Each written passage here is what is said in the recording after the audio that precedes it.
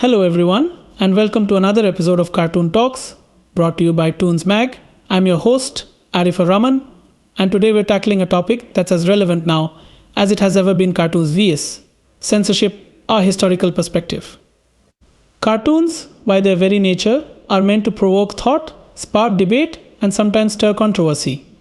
But what happens when these artistic expressions clash with the forces of censorship? How have cartoonists throughout history faced and fought against attempts to silence their work? Let's explore this fascinating and sometimes dangerous intersection between art and authority.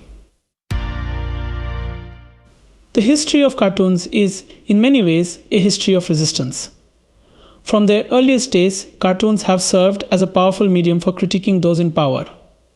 But this power to provoke has also made cartoons frequent targets of censorship. Let's start by traveling back to the 18th century, where we find one of the earliest examples of cartoons being used to challenge authority James Gillray in England. Gilray's biting satires of British politicians, including King George III, didn't just entertain, they often enraged. Gillray pushed the boundaries of what was acceptable, and while he was never officially censored, the powerful figures he mocked were not amused.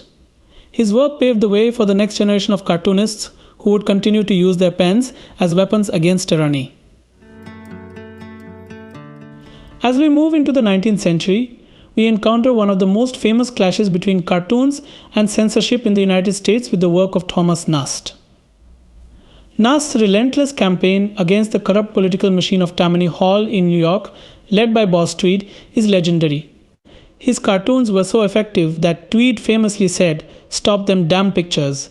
I don't care so much what the papers write about me, my constituents can't read, but damn it, they can see pictures." Tweed's attempts to silence Nast through bribes and threats failed, and Nast's cartoons ultimately contributed to Tweed's downfall. But censorship isn't always overt.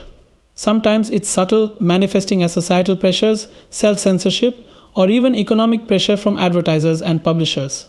This was evident in the early 20th century as political and editorial cartoonists navigated the delicate balance of pushing boundaries without crossing lines that could cost them their careers.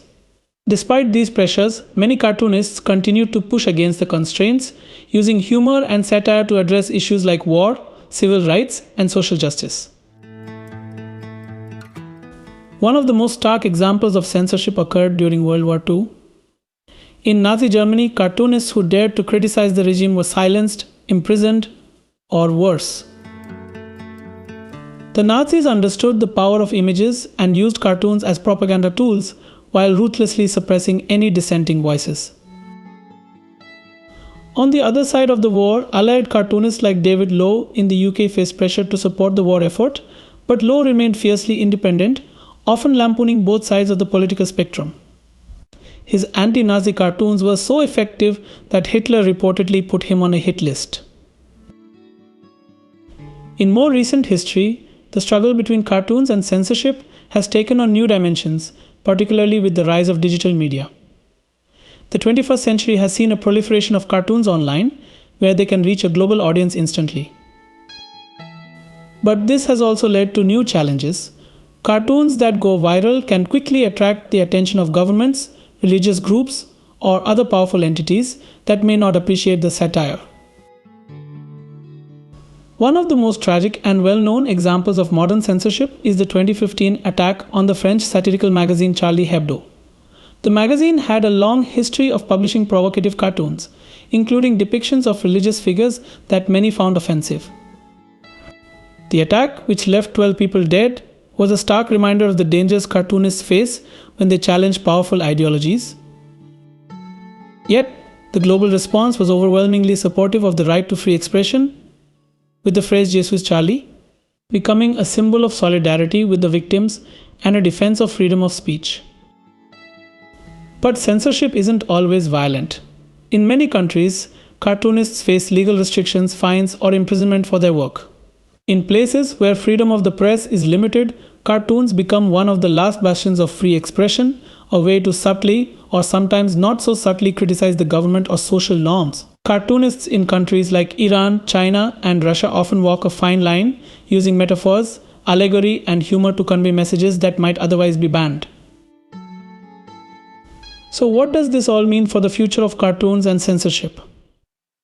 In a world where the lines between free speech and hate speech are constantly debated, and where the internet both amplifies and scrutinizes every word and image, the role of the cartoonist remains as crucial as ever.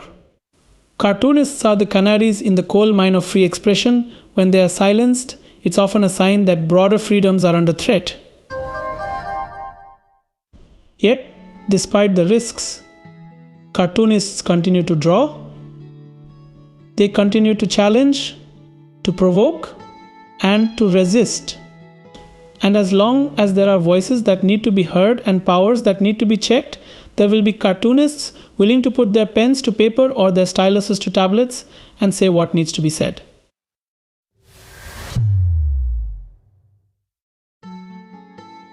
That's all for today's episode of Cartoon Talks. I hope this exploration of cartoons and censorship has given you a deeper appreciation for the courage and creativity of cartoonists throughout history. If you enjoyed this episode, be sure to subscribe to Cartoon Talks on your favorite podcast platform and share it with your friends.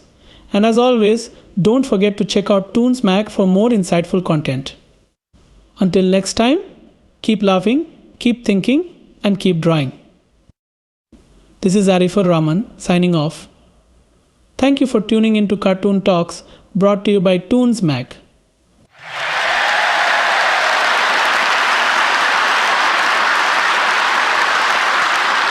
So tune in now and take a seat. Cartoon Talks, where imagination meets. Toons Mag's calling, it's time to start.